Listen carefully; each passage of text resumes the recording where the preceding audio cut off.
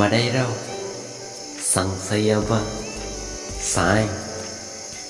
Abairao Buayaba Bunpang Sampang Sangili Muluk Mazang Hading Haju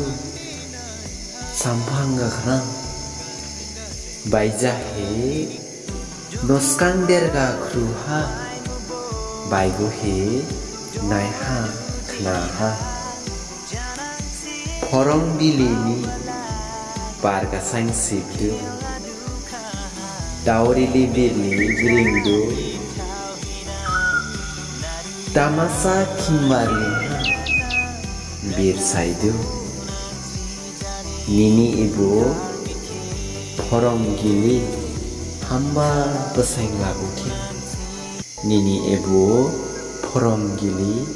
Hamba Beseng Laguti Nini Bo Hamba Saumi